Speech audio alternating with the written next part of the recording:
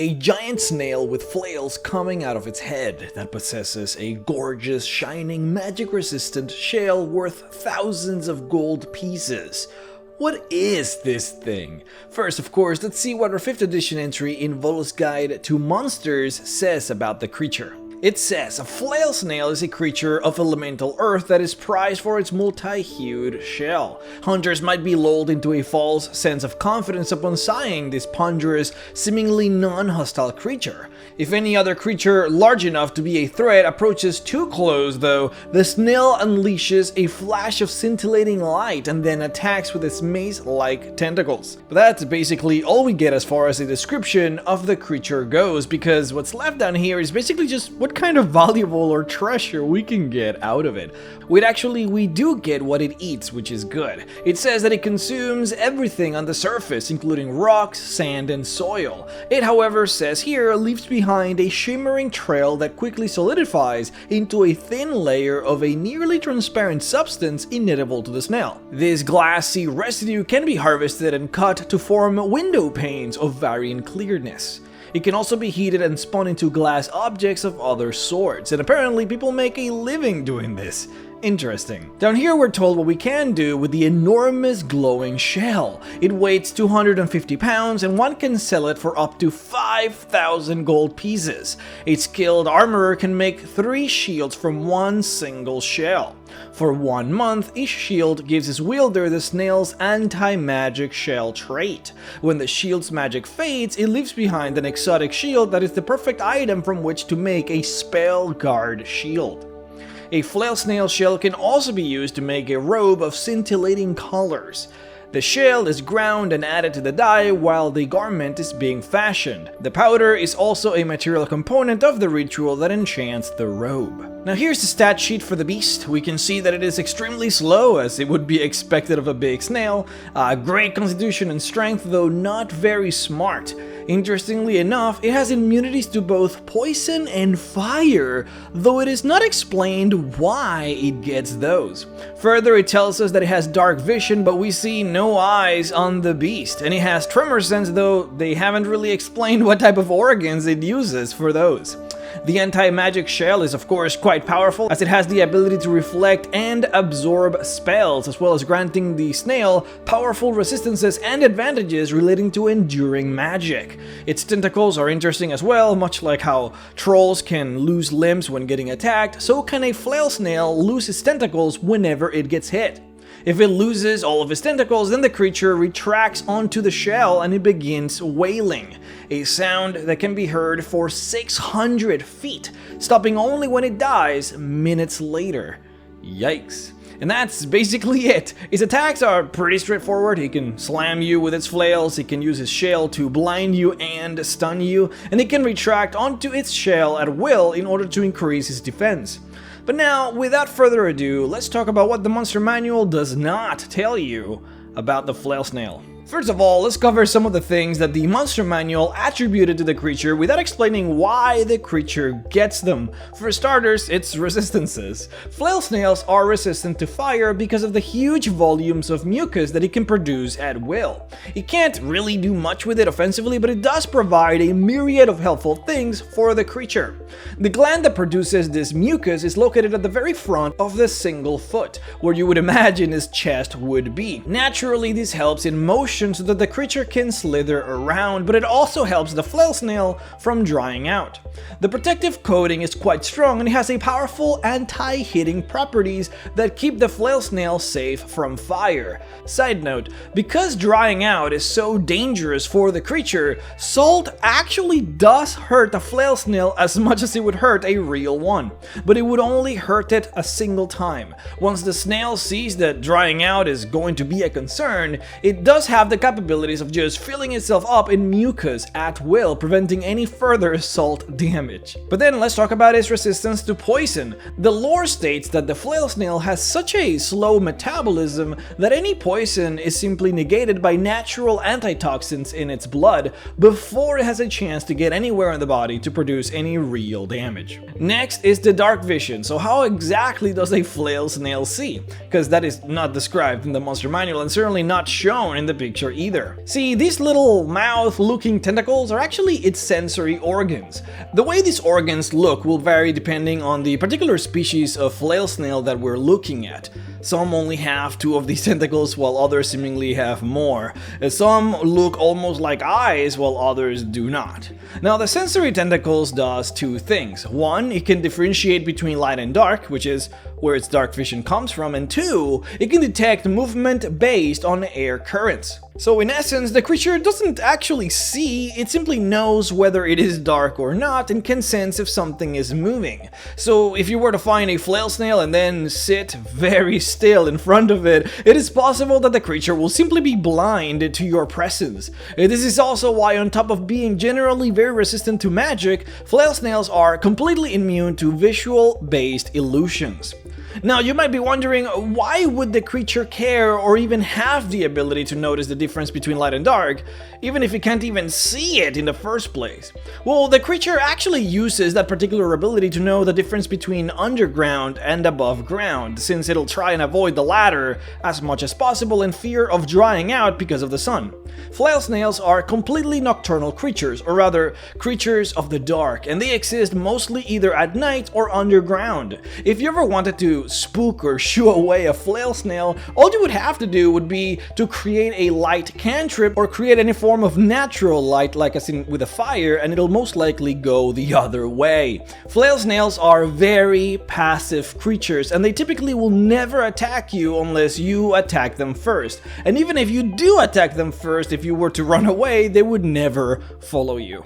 Now let's talk about the shell, the most important aspect of the flail snail. This is taken from Dragon Magazine number 258 under the article Ecology of the Flail Snail. Quote, "As for the creature's shell, it has a number of unusual properties. First of all, it is garishly colored, a swirling conglomeration of bright blues, reds, greens, and yellows, rather like someone let a few drunken leprechauns loose in a paint shop.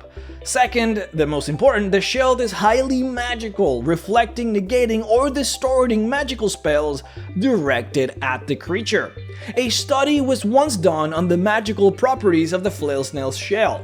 The wizard by the name of Gallengrave, some 2 centuries ago, intrigued by the variable nature of spell effects when centered on the creature, attached a brooch of shielding to his robes, scrounched up a wand of magic missiles, and repeatedly shot missile after missile at the snail, recording each result.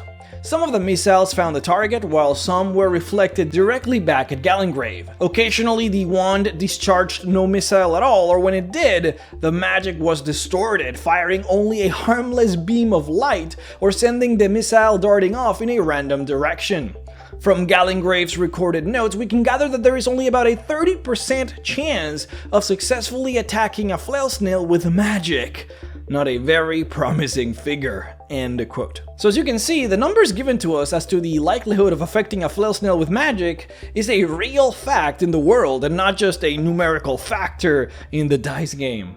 The shell itself, though, is a mystery as to how it does what it does. It grows alongside the flail snail throughout all of its life, and we know that in some way the creature gives it part of its power, since the shell loses a lot of its power over time after the snail dies. The bigger the snail is, the bigger the shell, as the shell expands by adding new shell material at the base as the snail grows. Theoretically, the shell would keep on growing if the flail snail did, but unfortunately, flail snails do not keep growing as they get older, at least not after they reach adulthood. A baby flail snail is only about 10 inches tall when newly hatched, and will grow up to an average of about 8 feet tall by the time it reaches 4 years of age. After that, however, it'll simply stop growing until it dies at around age 20, which is its normal lifespan. Now, as you can imagine, there is so much that you can do with this shell. According to the Volo's Guide to Monsters, it is worth over 5,000 gold pieces, and you can make anti-magical shields and robes of scintillating colors with it. Now, outside of what we're given in Volo's Guide to Monsters, there really isn't much. All we know is that the shield that you make with the shell is not a normal shield, but a +2 shield. A +2 shield that also possesses the anti-magical properties of the shell, at least for the couple of months that the properties last. Now, what they don't tell you is that you can also brew the shell into several potions of rainbow hues, though that's frankly not as exciting. But since we're already on the topic of loot, your favorite topic besides reproduction, let's continue. The stomach and liver of a flail snail can be ground up and mixed with the blood of the snail in order to produce elixirs of health, a rare and powerful potion. The flail snail's skin, alongside with a small coating of the mucus that normally covers it, can be turned into potions of fire resistance when finely ground. You can also use the mucus in the creation of potions of climbing. However, this is a very unorthodox ingredient in this potion, only used when you do not possess the other ingredients. That is because the mucus thickens the potion so much that it forces the potion to take 2 full rounds to imbibe, and it also makes it taste quite awful.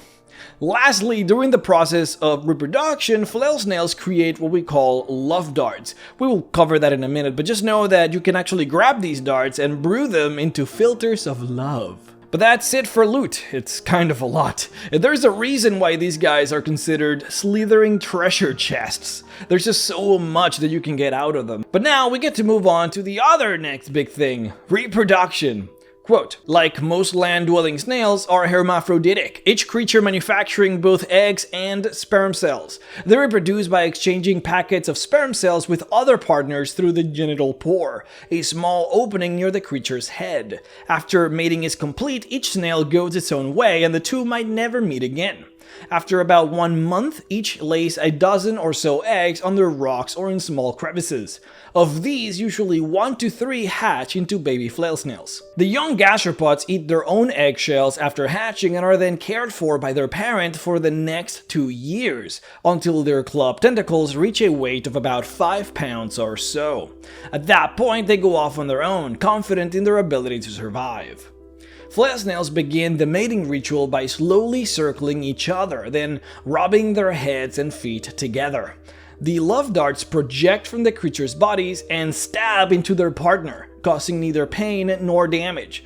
Different snail species produce differently shaped love darts, so it is very likely that this serves as a form of recognition for the two snails involved, to ensure that they are mating with an appropriate species. It also stimulates the snails' bodies, preparing them for the act of mating.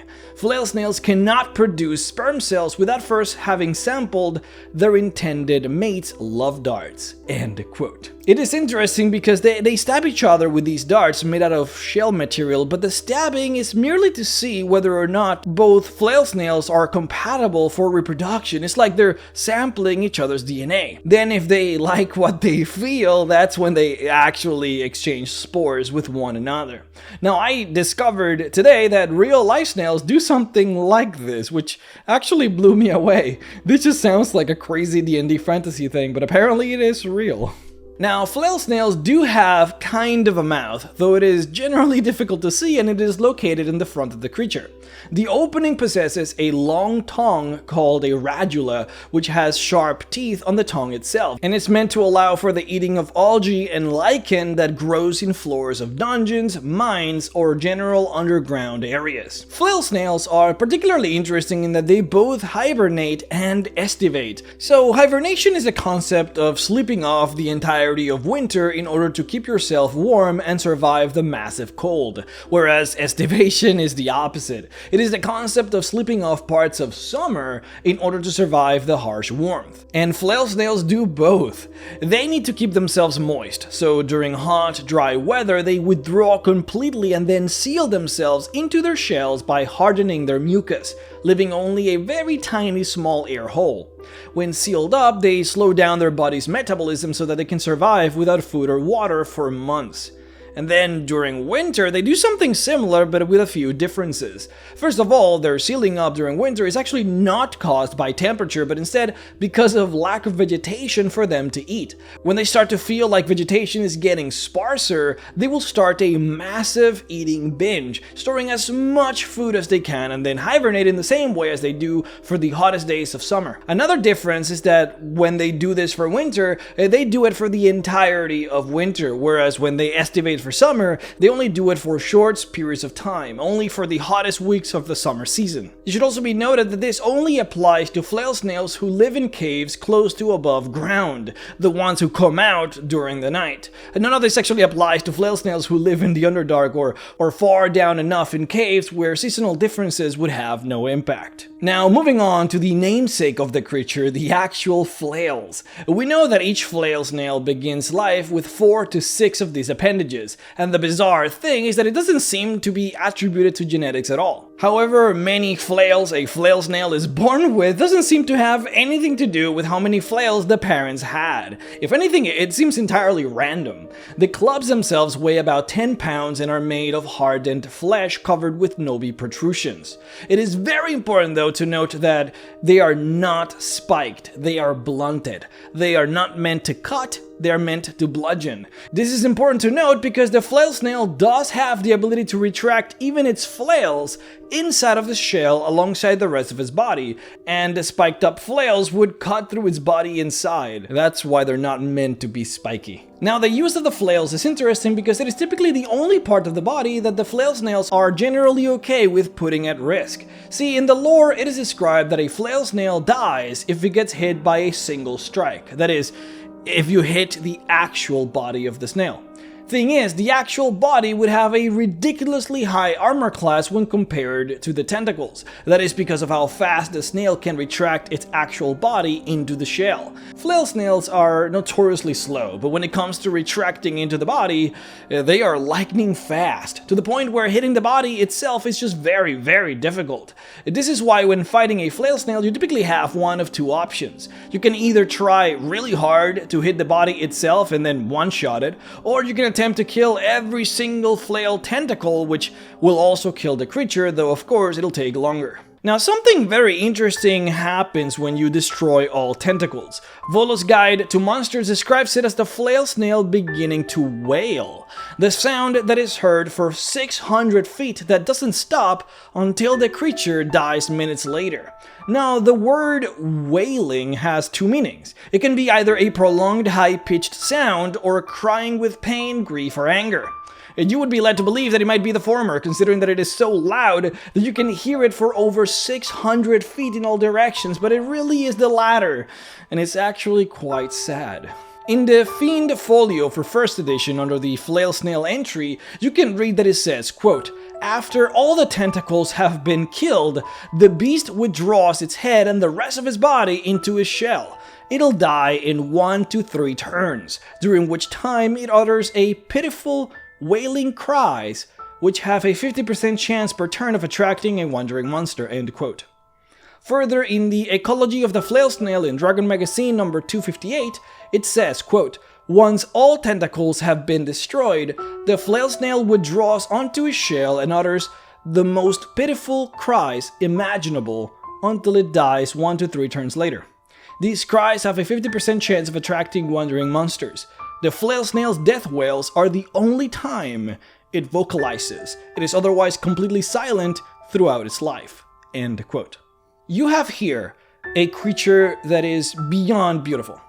A creature that is passive. It will not attack you as long as you don't attack it, and even if you do attack it, it'll never follow you if you run away. It eats algae and lichen that grows underground, so it doesn't hunt or bother any creature.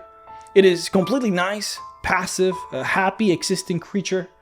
Further, Volo's Guide to Monsters described the creature as, when left undisturbed, it constantly stops to relish crystal growths and other large mineral deposits. So it's not just that it lives a mundane, boring life, but it actually enjoys nice views and things of beauty. So when you hunt the creature, for possibly no reason other than the greed of its shell, you are met with the saddest, with the most pitiful of cries. The creature simply withdraws back into its shell, and in its last moments of life, it simply cries in pain until it dies. A last and sad, pitiful cry to remind you of what you have done. I would like to personally thank my Patreon supporters: Walker Motley, Zach Bowell, Rocado Fan, Barry Maskant, 5E Magic Shop, Daniel Umar, Rusty Rain, Morgan Johnson, Biotechnofrag, Daniel Luna, Doug Feeder, Terry Culp, Baracus Law, Omega Scales, Karathas the Bulwark, Ozol, Soundtech, Ziri, Alex Cookson, Square Chicken, Ariel Nelson, Benjamin Bosters, IO is Awesome, Falky951, Jacob Krazed, Griffin Pierce, Ziran King, Brad Salazar, Sabine Kurjab, Solarensis, Ordoric, Tesla Coil, Michael S, Prince Daylight Morning Crown, William Sladden, Drayden, Troll Skull Dude, Mr. Salty, Adam A, Silent Choppa, the Role Playing Junkies Podcast, Thomas Hunt, and Jericho Darkstar for supporting me on Patreon at the $25 level. If you would like to support me as well, then please head on over to patreon.com/MrRex to support. Guys, thank you once again so much for watching. I want to take this time to, of course, appreciate also my $10 Patreon supporters who actually voted so that we would get just a ton of monster videos. These type of monster videos where I talk about the things that the 5th edition manual doesn't tell you, well, they voted for it. So we're getting 5, maybe 6 more of these videos. I just want to blow you guys up with as many monster videos as I can, thanks to those that voted for that. Also, I would like to take the time here to tell you guys that I have an email address in the video description that you guys can access if you actually want to send me art that you have made, either before in the past or art that you want to make for the purposes of these videos. Thanks to the fact that the next D&D adventure for 5th edition was leaked and we know that it is set in Icewind Dale, I'm gonna make my next video on Yetis. So if you guys have made art for D&D Yetis or want to make art for D&D Yetis, feel free to send them over into the email that I have designed for the art in the video description. Just make sure that it is art that you personally have made, not art that you have found, and also make sure to let me know what name you want the art to be attributed to, so your name or your artist persona, and that will make sure to put the video, I'll try to put the art in the video and of course attribute you the art. But with that said, guys, thank you so much for watching, and I will see you all next time. Bye-bye.